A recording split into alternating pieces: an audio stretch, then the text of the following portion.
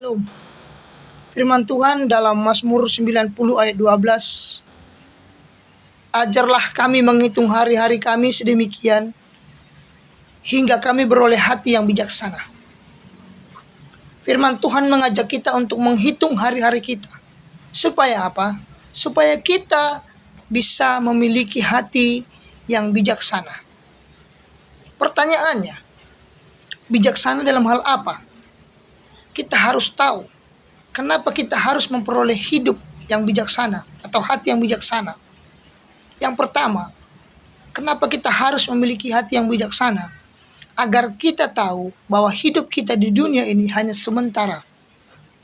Artinya, kita tidak lama di dunia ini. Kalau di firman Tuhan lain berkata, 1 hari di hadapan Tuhan sama dengan 1000 hari di hadapan manusia, 1000 tahun di hadapan manusia. Artinya, begitu singkat hidup kita. Begitu singkat. Jadi, kita harus beroleh hati yang bijaksana supaya apa? Ketika kita menyadari hidup kita ini singkat, kita berusaha berbuat yang terbaik di hadapan Tuhan. Kita berusaha melakukan yang terbaik bagi Tuhan. Karena itulah yang Tuhan inginkan. Yang kedua, kenapa kita harus memiliki hati yang bijaksana? Supaya kita tahu apa yang menjadi tujuan hidup kita. Apa yang menjadi pokok tujuan hidup kita saat ini. Apakah kita hanya untuk mencari harta dunia? Atau apakah kita kembali kepada tujuan awal kita, penciptaan Tuhan bagi kita, yaitu menyenangkan hati Tuhan? Kita harus bisa bijaksana dalam hal itu. Kita tahu tujuan hidup kita itu apa.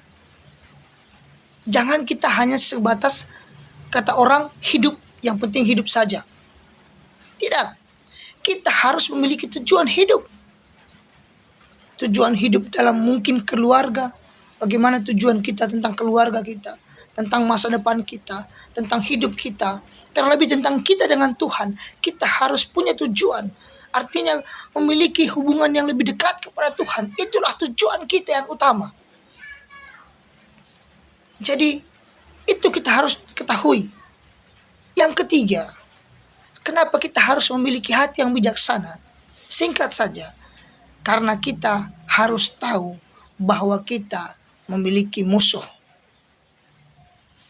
Musuh dalam hal apa? Kita tahu firman Tuhan berkata, kita hidup di dunia ini bukan melawan darah dan daging, tapi penguasa-penguasa di udara, penghulu-penghulu di udara. Artinya ada suatu hal yang menjadi musuh kita, yaitu iblis.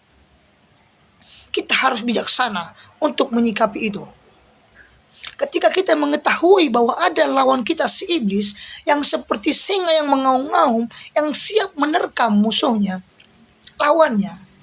Ketika kita memiliki hati yang bijaksana, maka saya percaya seberapapun kuatnya serangan si lawan iblis itu tidak akan berkuasa, tidak akan memiliki kita, tidak akan berkuasa atas hidup kita.